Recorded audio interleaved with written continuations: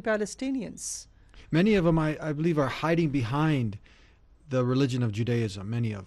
Because you have a lot of, I've had Rabbi Weiss on the program, and he talks about how this goes actually against the Torah of what they have today. He talks about how this is actually the Orthodox Jews and many who were involved, in the persecution during the time of Hitler.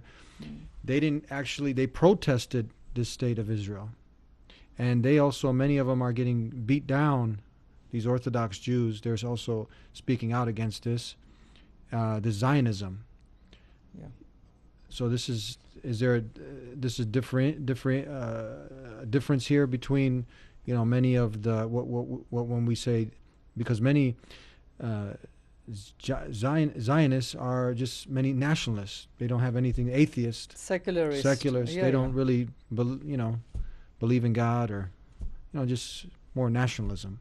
When you touched upon the Bible, by the way, is there a historical basis for them to have monopoly on Jerusalem?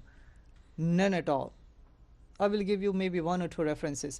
If you go to the Old Testament, and the Jews and the Christians, they both believe in this. In the very first book of the Old Testament, the 17th chapter, verse number 3, it says about how that land and how the blessings should be there, coming from God to all the descendants of Prophet Abraham, peace be upon him.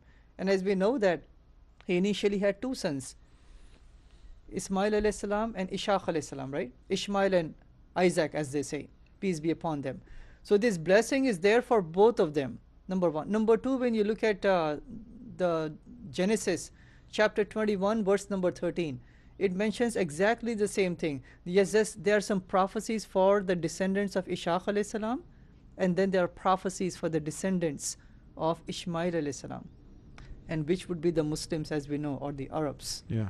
So the land belongs to both, by the way. The blessings is for both, and the prophecies coming from God in their own Bible is for both people. Not just for the Jewish people, but also for the Muslims, the descendants from Ismail alayhi salam. Now you visited this church of Nativity, right? Yes. Can you talk about this, what you saw there, and Sure. your experience? So one of the places around Jerusalem is the Church of Nativity. So that church apparently is built upon the site where Prophet Jesus, peace be upon him, he was born. Because nativity, this word, what is this for people who never heard this? What does that mean, actually? What is that translated to? Birth of Jesus? It's like the native place of Jesus, perhaps, right? Yeah. So, but the bigger thing is that that's where he was born, apparently, according to the Christian traditions. So they have a place up there, the actual spot where he was born. Mm-hmm. And people were actually going there and they were prostrating. But the biggest... we do, like Muslims prostrating? Yeah, like we do, right? But a bigger question that like should Jesus? Yeah, I will come to that, inshallah, right? But a bigger question that should come to the mind of our fellow Christians would be, how can Jesus be God when he was born? Right? That's like an aha moment now. It's an aha moment, right? I mean, God is always eternal. God does not born. He does not beget, now he's begotten, as the Quran says in surah number 112. So that itself should be a red flag for thinking Christians. God is always eternal. He's neither born, he doesn't die, by the way, right?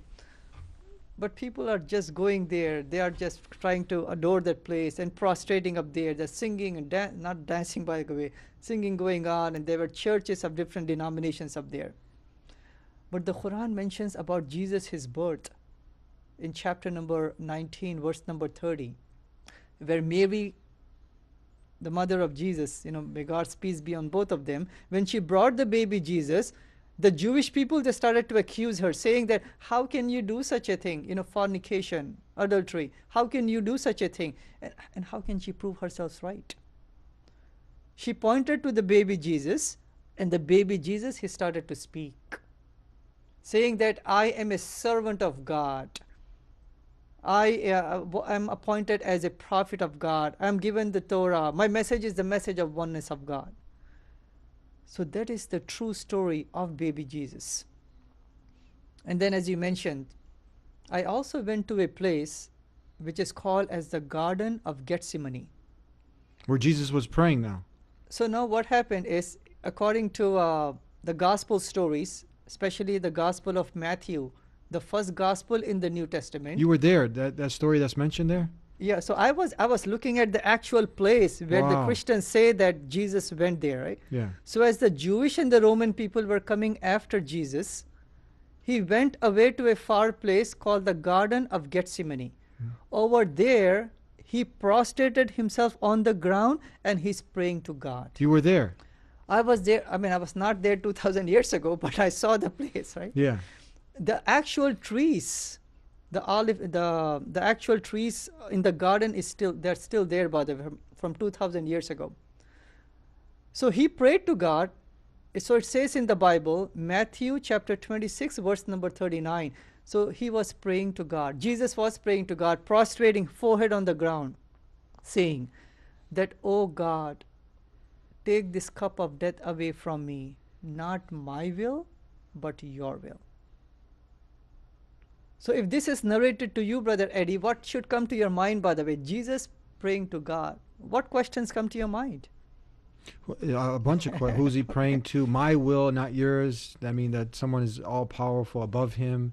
Islam fits that description because Islam means your will, submit your will to God. Yes, all of them, but even a bigger question, right? So, according to the Trinitarian Christians, Jesus is God. Does God need to pray to some other God? Yeah, why is he praying? Does God have a God? But people will say, what Yeah. about say he's teaching us how to pray? Well, then he can send a revelation to the prophets. Just like God sent revelation to Muhammad, peace be upon him, and he showed us how to pray. So really important. God does not pray to God, but Jesus was praying to God, so he cannot be God. He was praying the way that Muslims pray. That means he was a Muslim. And he was saying that not my will, but your will. Means anyone who submits their will to the will of God, what do we call that person? A Muslim. A Muslim. Yeah. So even in the Bible too, by the way, he's called as a prophet of God many, many times. One reference would be from Matthew chapter 13, verse number 57. Mark chapter 6, verse number 4. Luke 13, verse 33. And John 4:44. So these are all the places where Jesus is mentioned as a prophet of God. A man approved by God. A man approved by God, It says that in the Bible. A man approved by God. Yes. He's also called a messenger, a Acts prophet. chapter 2, verse number 22, Yeah. right? He did signs and miracles by the power of God. And that's what the Quran says. Yeah. But the biggest thing about Prophet Jesus, peace be upon him, both from the Bible and from the Quran is, according to the Bible, Mark chapter 12, verse number 29, person came to Jesus to ask him a question that of all the different commandments, which one is the first, the greatest of all the commandments? And as you know, the Jewish people have 613 commandments. Right? A lot of commandments, right?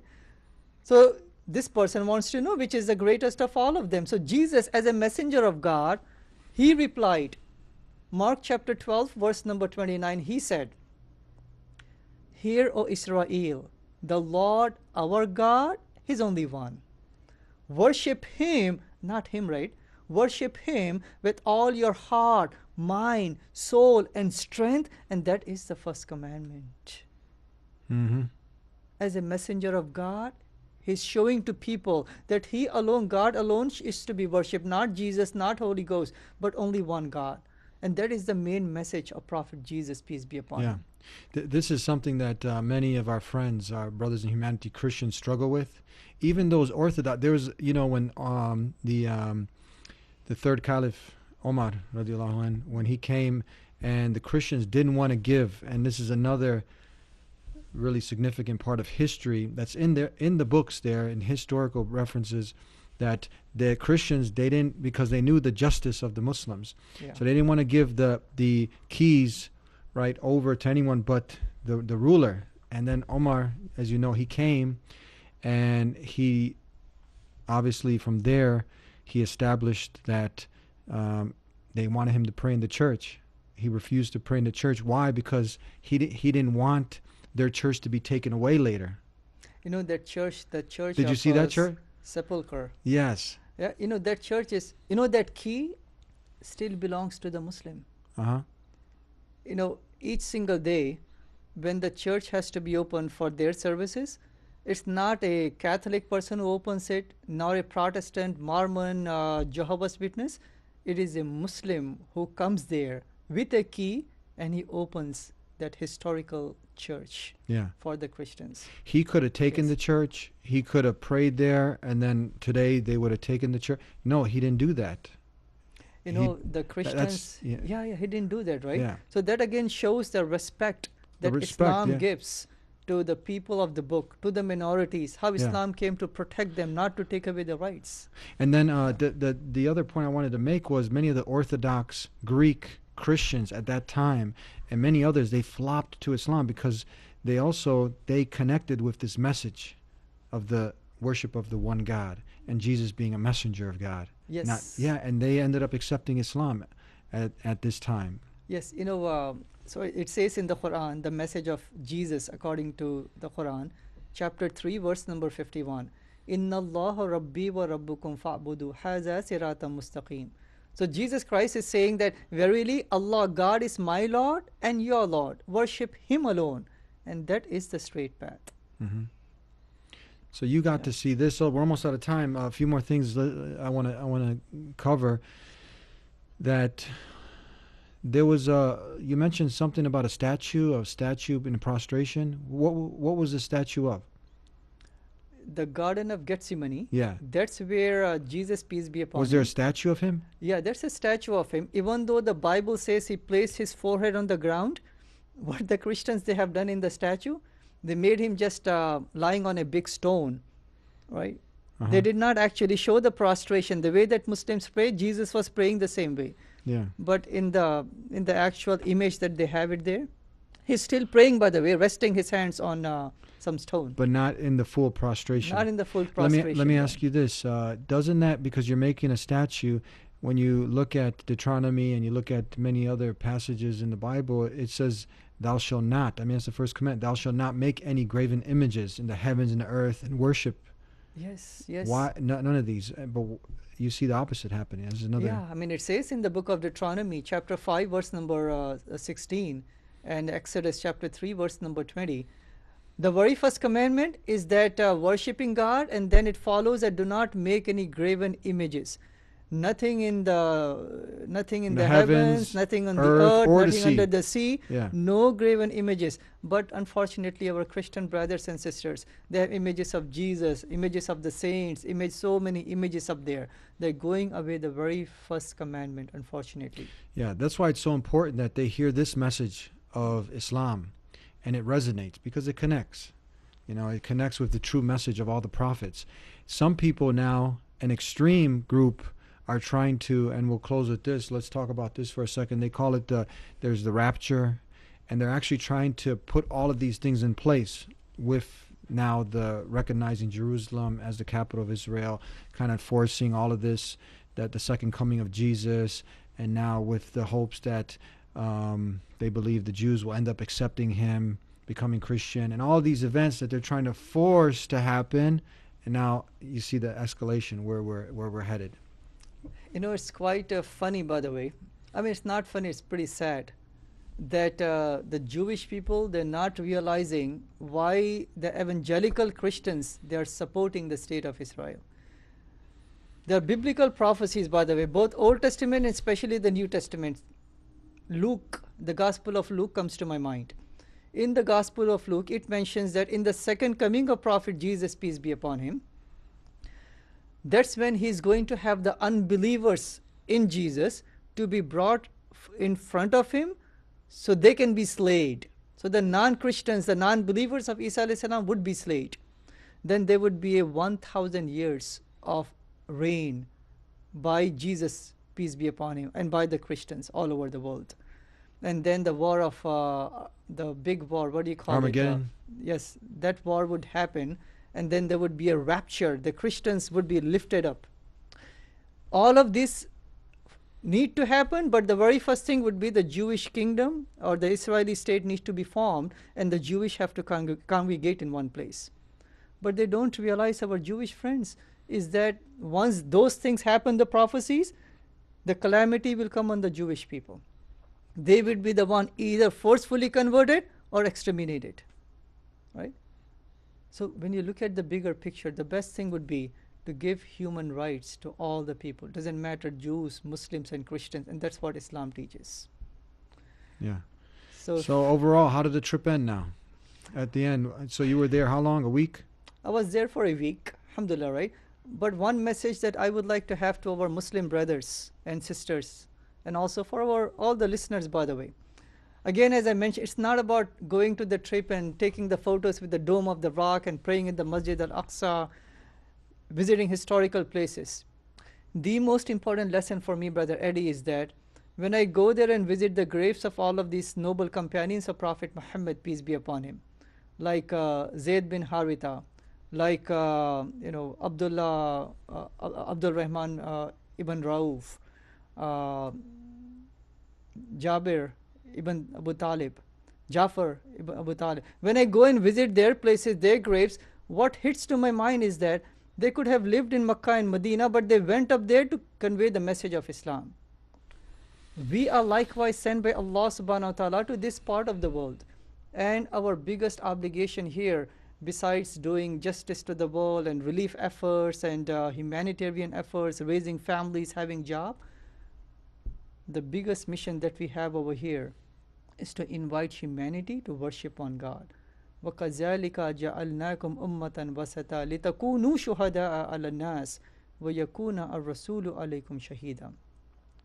Surah Baqarah, Surah 2, ayah number 143. Speaking to the Muslims, Allah subhanahu wa ta'ala says that, O Muslims, I have made you into a nation. The Allah subhanahu wa ta'ala is saying that I have made you into a just nation, a balanced nation, that you become witnesses to humanity. The way the messenger of Allah was a witness over you. So message to our non-Muslims is that Islam, the faith of all the prophets, they all proclaim the message of one God. A message to the Muslims, no new prophet is to come. That responsibility now falls under the shoulder of all of us. So may Allah make it easy for all of us. So we live by giving peace and justice to all of humanity, and we convey and become peace ambassadors of Islam to all of humanity. Ameen. How about a thank you to Trump? Waking up the Muslims, is that a good thing? Waking up the Muslims. Waking up to the Muslim, sleeping Muslims, missing Fajr, not coming, to the masjids, and now maybe he's hit some buttons and they're waking up, to turn back to their Deen. Anything that happens, there is a purpose in it. But we Muslims need to grab the opportunity, by the way. As we did the show like a few weeks ago, I mentioned in there that the 2017 is the best year for dawah in the USA, with all the different statistics, by the way. So let's not miss this opportunity. Let's come together as united Muslim Ummah and become peace ambassadors of Islam to humanity. Thank you very much for sharing your trip and experiences with us. Alhamdulillah, may Allah accept it. Assalamu alaikum wa rahmatullah. Wa alaikum assalam wa barakatuh. All right, we covered a lot. Hopefully you can take a great message from this. The love that Muslims have for Jesus, the love that Muslims have for one of the holiest sites in the world, Jerusalem, our attachment there, the history there, and the difference between now many of the misconceptions that Muslims and this propaganda between Muslims and Jews, that was cleared up. So there was a lot of beneficial things here. Now, what are you going to do as a Muslim now? Are you just going to get all emotional and protest and and then, and all that just fizzles out? Or are you going to start coming back to your Deen? Are you going to start for the people that are on the Deen, are you going to start sharing the Deen, right? There's so much history there. And Dr. Sabil, he hit it home when he was there. All of it came alive. It came alive from him reading the Quran, visiting this part of the world. And now will it come alive in your life? That's what it's supposed to do. The Quran is supposed to be a book that you live, that you implement, and that you share because you care. And I hope that this was a benefit. We'll see you next time here in the Deen Show. Subscribe if you haven't already. Peace. Assalamu alaikum.